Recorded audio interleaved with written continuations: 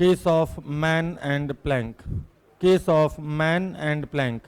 SC. Verma में यही सवाल, पेंटर नाम दे दिया आदमी को और प्लैंक को नाम दे दिया lift.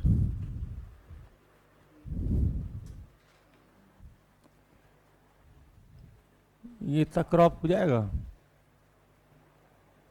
Case of man and plank, plank बोलो या लिफ्ट बोलो बात एक ही है, आदमी बोलो या पेंटर बोलो बात एक ही है, पेंटर भी आदमी ही होता है। ठीक, तो सवाल कुछ इस तरह है कि उन्होंने कहा कि एक लिफ्ट है,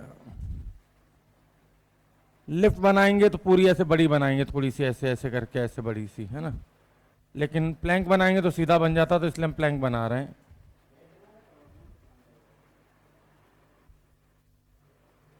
इस पे एक आदमी खड़ा है और आदमी रस्सी को अपने हाथ से होल्ड किए है, कि कहने मतलब पकड़ के रखा है। ठीक, आदमी का मास 60 केजी है और प्लैंक का मास है 40 केजी, या लिफ्ट का मास है 40 केजी। ठीक, कोई दिक्कत? तो सवाल लिखें, find minimum value of force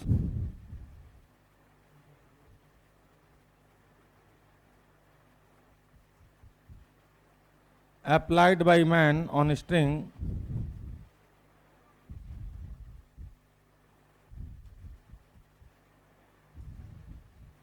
आदमी रस्सी पर कम से कम कितना फोर्स लगाए ताकि ये रुका रहे, नीचे ना गिरे ना ऊपर जाए। To hold himself and plank, खुद को और प्लैंक को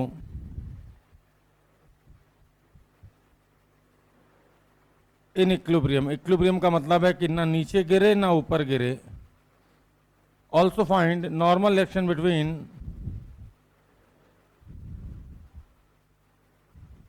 मैन एंड प्लैंक, आदमी और प्लैंक के बीच में नॉर्मल रिएक्शन बोलो, या फिर यहाँ एक वेइंग मशीन रख दो तो वेइंग मशीन की रीडिंग बता दो, क्योंकि वेइंग मशीन नॉर्मल रिएक्शन ही रीड करती है। दो मूर्ख लोग एक दूसरे को कुछ नहीं सिखा सकते,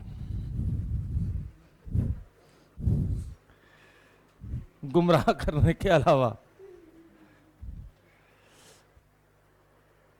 तो सवाल यह है कि आदमी रस्सी पर न्यूनतम या मिनिमम कितना फोर्स लगाए या बल लगाए ताकि खुद को और प्लैंक को इक्विलिब्रियम में हवा में होल्ड कर सके।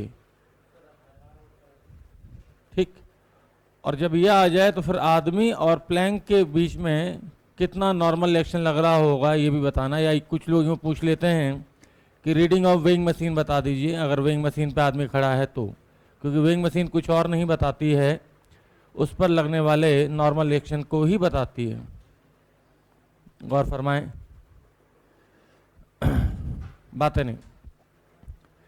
ऐसे केस में लोग क्या करते हैं, आदमी के एफबीडी अलग बनाते हैं, प्लैंक के अलग बनाते हैं, ठीक, और सवाल को लंबा खींचते हैं। अपने पास झोला है, क्या है, दोनों एक साथ ही तो हैं। तो अगर मैं यहाँ पे ऐसे करके आदमी को और प्लैंक को एक सिस्टम में मान लूँ या झोले के अंदर बंद कर लूँ, तो मुझे साफ दिख रहा है कि आदमी के हाथ पर टेंशन टी ऊपर, आदमी के हाथ के रेस्पेक्ट में, तो यही टेंशन टी इधर आएगी और ये इधर आएगी।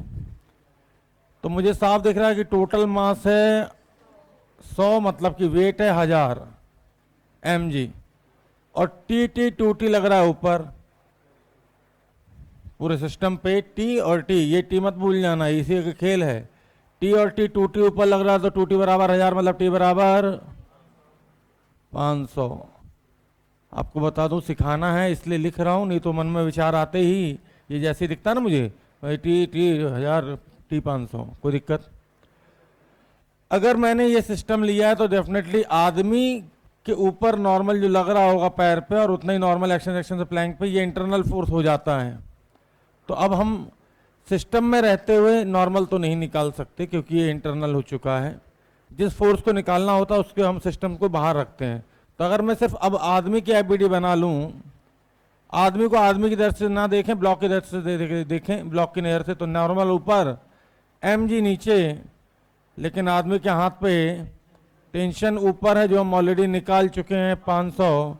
तो इस आदमी का जो वेट की रीडिंग आएगी T + 500 बराबर 600, मतलब कि n बराबर n + T बराबर 600, तो n बराबर 100 न्यूटन आ जाएगा आंसर। कोई दिक्कत?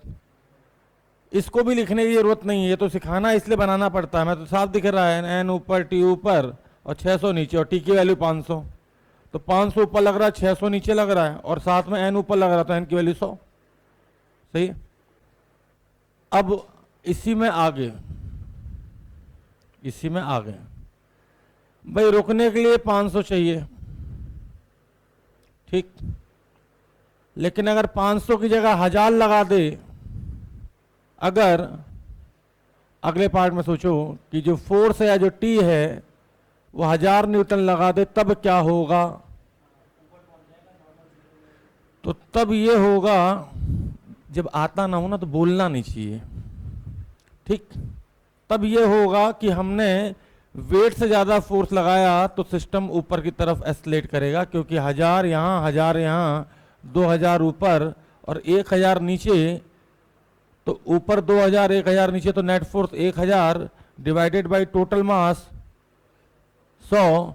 तो अब होगा ये कि इसका एस्केलेशन आ जाएगा 10 ऊपर की तरफ, और अगर एस्केलेशन ऊपर की तरफ 10 आ गया तब एस्केलेशन पूछेंगे भाई, तो नॉर्मल कितना आएगा? तो अब हम देखें तो फोर्स लग चुका है 1000 आदमी के हाथ पे ऊपर, आदमी खुद का मास 600 नीचे, लेकिन साथ में है एस्केलेशन कितने का? 10 का।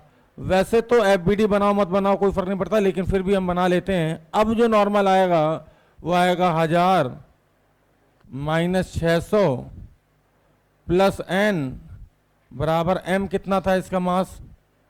60 × a कितना है? 10। तो नॉर्मल देखो यार यहां से कितना आया, कितना आया?